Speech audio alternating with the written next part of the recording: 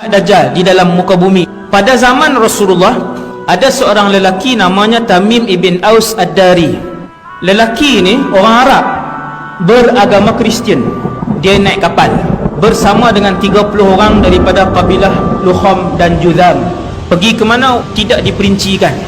Kata Tamim, waktu kami sampai di tengah-tengah laut, kami dipukul oleh ombak yang kuat sehingga kami hilang arah tuju selama 30 hari, sebulan duduk di tengah lautan. Akhirnya kami sampai di sebuah pulau yang kami pun tak tahu pulau itu di mana. Kami pun bergerak ke pulau tu. Kami pun tengah berehat-rehat di pulau tu, tiba-tiba keluar seekor binatang yang pelik. Binatang ini berbulu lebat sehingga menutup seluruh bahagian badannya. Kemudian binatang ni pun datang dekat. Kemudian dia bercakap, "Siapa kalian?" Kami pun jawab, "Kami adalah pemuda-pemuda Arab Kristian daripada semenanjung tanah Arab." Tamim pun bertanya pada binatang tadi, "Siapa kamu?" Binatang tu jawab, "Ana al-Jassasah." 30 orang ni tanya, "Jassasah tu apa?" Dia tak jawab. Dia kata, di tengah-tengah pulau ada satu orang yang sudah lama menunggu kabar berita daripada orang lain. Mereka pergi ke tengah-tengah pulau. Kata Tamim, kami pun masuk ke dalam. Kami mendapati di dalam itu ada satu orang lelaki, tubuhnya sangatlah besar. Dia bersandar ke dinding gua itu dalam keadaan kedua-dua tangannya dan kedua-dua kakinya diikat dengan satu rantai besi yang tak boleh bergerak. Kedua-dua pahanya dirapatkan ke dadanya. Kemudian lelaki yang berambut panjang itu, kerinting yang sangat kerinting. Lelaki itu bertanya kepada kami, "Man antum?" Kamu semua ni siapa? Kami Arab ni daripada semenanjung tanah Arab naik kapal, panjang cerita. Kemudian kami pun tanya kepada lelaki tadi, "Siapa kamu?" Jadi dia tak jawab. Kemudian dia tanya beberapa soalan, 4 soalan. Soalan pertama lelaki ni tanya, "Kamu semua tahu tak tentang Tasik Tabariyah?" Yang ramai-ramai ni jawab, "Tahu." "Macam mana keadaan Tasik itu?" "Oh, airnya masih banyak." Lelaki ni kata, "Satu hari apabila kamu tengok Tasik itu hampir kekeringan, maka ketika itu aku akan keluar." Tasik Tabariyah ni tasik di mana? Sea of Galilee. Tasik ni ada di Israel.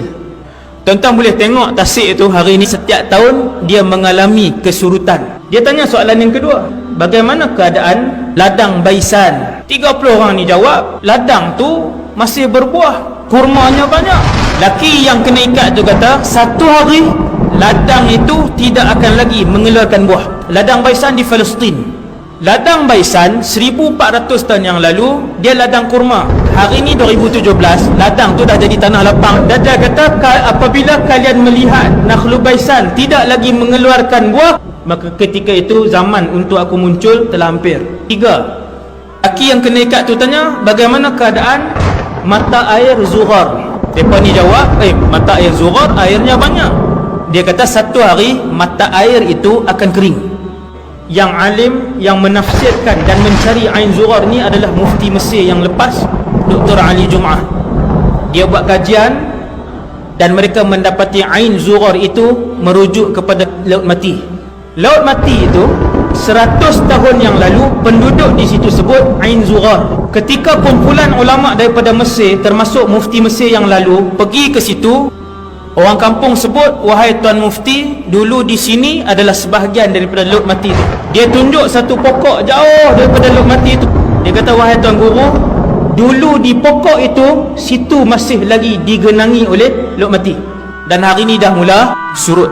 Soalan yang keempat, lelaki ni dia tanya, "Apakah Nabi yang tak pandai membaca dan menulis telah pun diutuskan?" 30 orang ni pun jawab, "Ya, Nabi itu telah pun diutuskan oleh Allah dan dia telah pun berhijrah daripada Mekah ke Yathrib, Madinah." "Adakah dia berperang dan dia diperangi?" "Ya, Nabi itu diperangi." "Adakah dia menang?" Dia pun jawab, "Ya, setiap kali peperangan dia menang."